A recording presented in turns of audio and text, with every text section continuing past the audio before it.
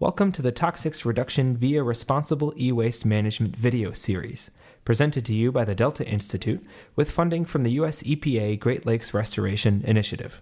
In this video, Melissa Greene, Sustainability Conservationist with Lucas Soil and Water Conservation District and Chair of the Toledo-Lucas County Sustainability Commission, brings us the presentation, What is E-Waste? This content was originally created for a workshop series in Toledo and Cleveland, Ohio. Hello, my name is Melissa Greene, and I am the Sustainability Conservationist at Lucas Soil and Water Conservation District in Lucas County.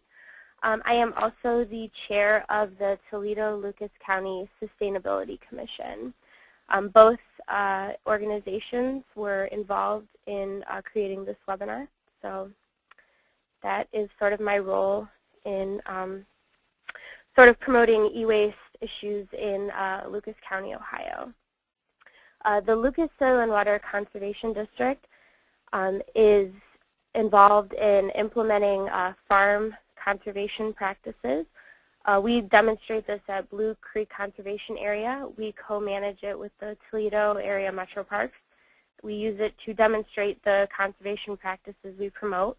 We also rent conservation tillage to local farmers. We are active in doing classroom presentations, educational field trips, and workshops for students in the school systems in the county as well.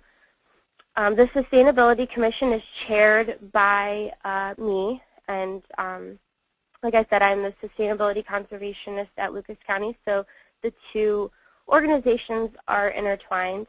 The Sustainability Commission in Toledo-Lucas County is a group of representatives from nonprofit organizations, businesses, and government entities that work on sustainability issues in the region.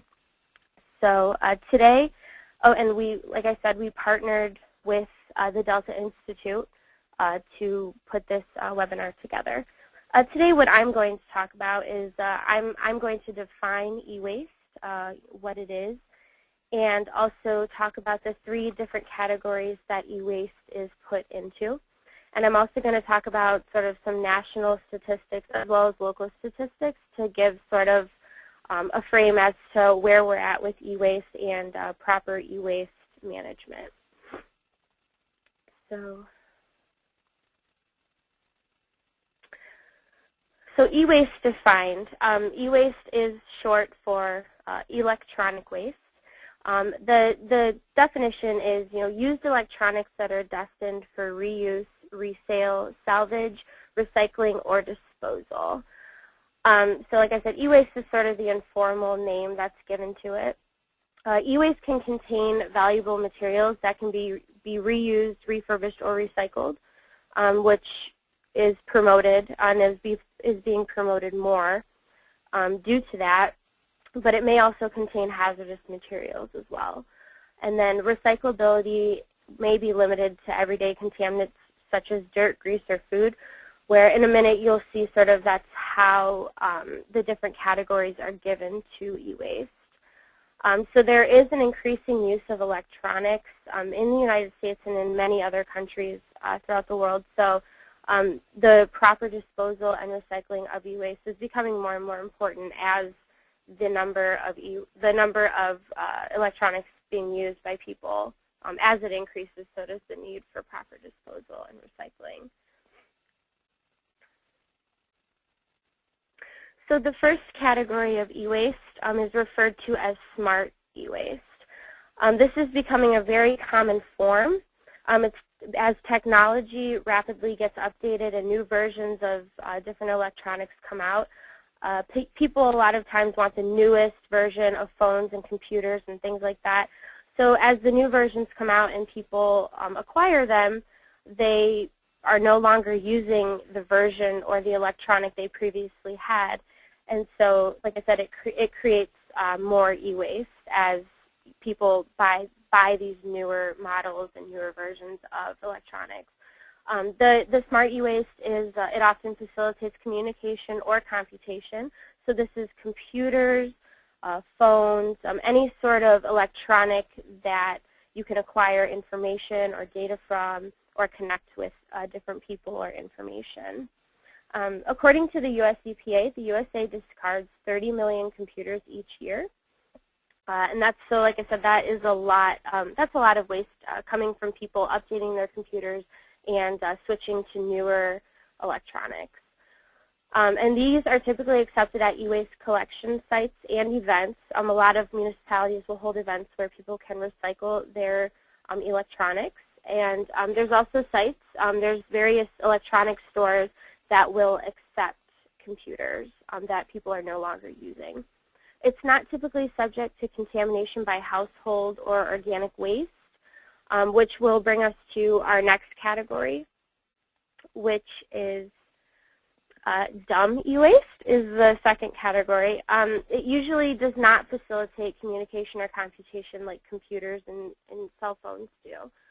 And it's not typically accepted at e-waste collection sites or events, so it can be a little bit trickier to recycle. So this is common household kitchen appliances used to process or store food. It's very likely that it's exposed to organic materials, and it complicates the recycling because the organic materials need to be removed before recycling occurs. So again, these are harder to recycle because they are often contaminated with food or grease or other sort of organic compounds that need to be removed before recycling takes place. So like, again, you know, these get updated frequently, not as often as smart e-waste electronics, but can be trickier to recycle due to the organic materials. Don't get updated as often, but still, when it comes time to replace a coffee maker or a refrigerator or anything like that, it can be difficult to figure out what to do with those things.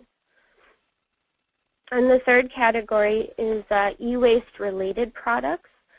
These are things such as light bulbs or batteries. They're collected separately, separately from smart e-waste. But when processed, they are treated similarly due to hazardous materials they contain. So usually these types of products facilitate the use of electricity or electronics or require the use of electricity. So they're not necessarily electronics, but they relate to the use of electronics. So like I said, things like light bulbs and batteries that are used with or for electronics.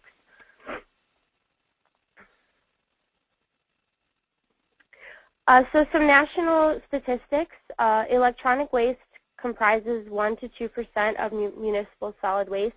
And like I said, this is growing due to the fact that people are using electronics more and more, and as the electronics get updated and new versions come out, people dispose of the old ones they're no longer using.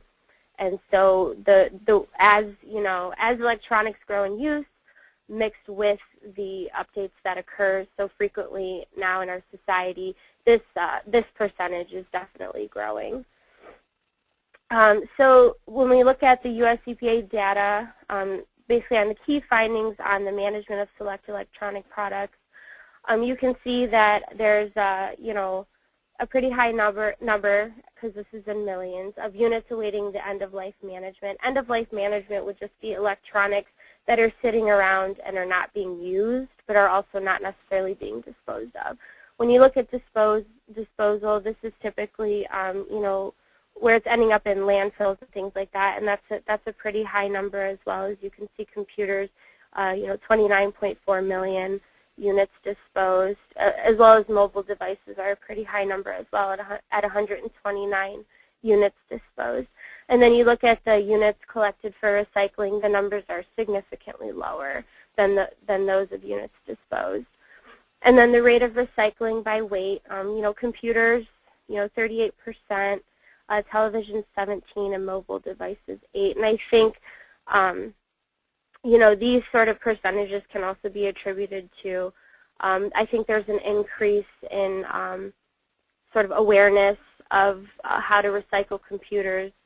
And then I think televisions and mobile devices, awareness about recycling those is on the rise as well. But I think a lot of people are becoming aware about recycling computers in a responsible way.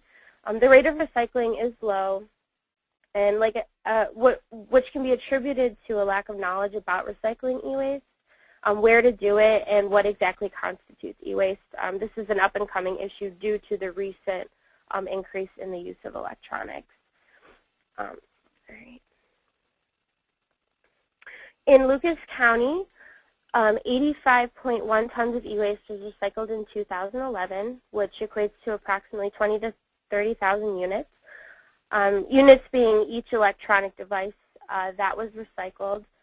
This isn't bad, for a county, but improvements can obviously be made. So that's kind of why we're here today, to sort of learn about where people, business owners, and government entities can recycle e-waste and increase those rates in Lucas County and reduce the electronic waste that's going into our landfills.